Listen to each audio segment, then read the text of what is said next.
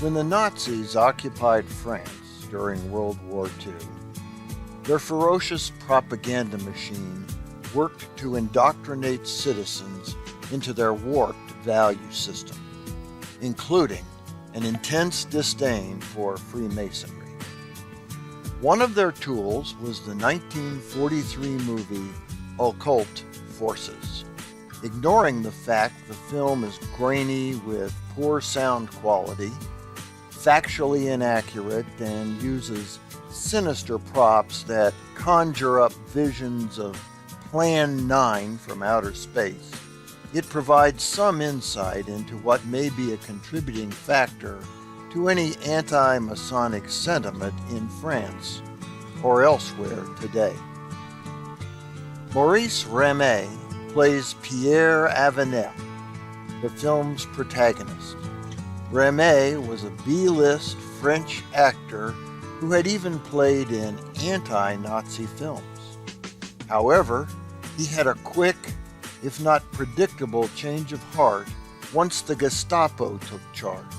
Regardless of whether his conversion to Nazi sympathies was genuine, his role in the movie earned him a hasty one-way ticket to Argentina after the war. Director Jean-Charles Mamet and screenwriter Jean-Marc Riviere were Freemasons who, under Nazi occupation, renounced their memberships. After the war, France sentenced both to death specifically for the roles they played in producing the film. Marquis Riviere fled to Argentina. Mamet faced a firing squad on March 29, 1949. The film telegraphs its anti-Masonic theme from the opening credits, where a shadowy blob descends before the viewer's eyes and comes into focus as an ugly spider with a square and compasses on its back. Ramet's character, Pierre Avenel, is a high-ranking French official whom the Masons feel they need to control in order to accomplish their evil purposes. I might add, the film's Freemasons are members of the Grand Orient of France, one of the groups considered clandestine in the United States. The Freemasons' solution is to initiate and indoctrinate Avenel. His initiation is a combination of the familiar and bizarre, and once a member, he falls into the abyss of clandestine alliances and corrupt deals. Over time, Avenel becomes disillusioned as the Masons plot to put their plan for world domination into practice. Avenel attempts to demit, but the Grand Master encourages him to remain a member with a combination of threats and promises to promote him to what he calls superior levels. Finally, the Masons can no longer tolerate Avenel's insolence. The Grand Master expels him and sends men to attack him. As Avenel recuperates, the Masons rise up against Germany and drag it and the rest of the world into the flames of war.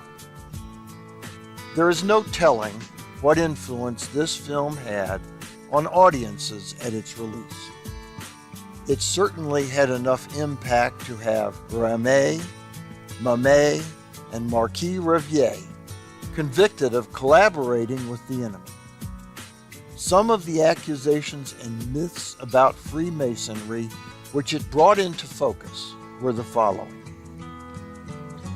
Conspiracy theorists today claim there is a top tier of Masons run behind the scenes by powerful individuals who hold the real authority.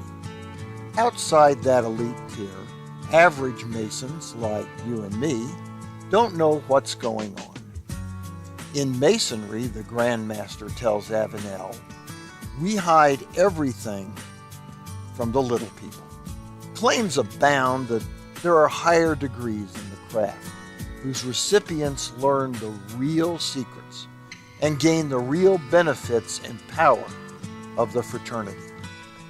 The film reinforces this when the Grand Master dangles membership in the so-called superior levels of Freemasonry in front of Avenel in an attempt to get him to cooperate.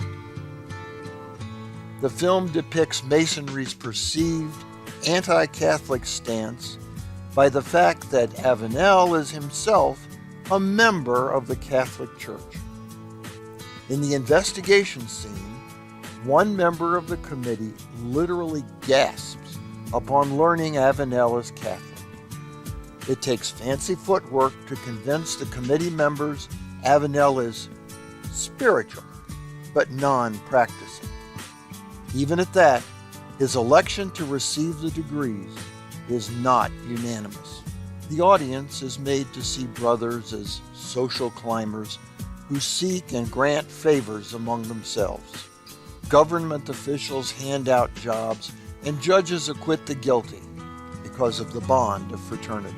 In one telling scene, the Grand Master reveals absolutely no one is in charge of Freemasonry, that it moves as a ubiquitous force. Even the Grand Master just receives and passes orders. He describes a nebulous structure that leaves the door open for conspiracy theorists to fill in the blanks and make of Freemasonry practically anything they want. With these and other examples, Occult Forces is a film full of stereotypes, myths, and deceptions about Freemasonry.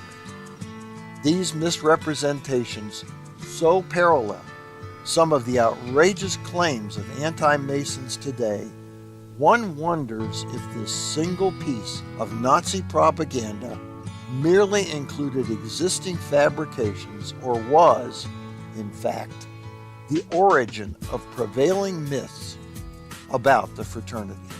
For the Whence Came You podcast, this is Steve Harrison with the Masonic Minute.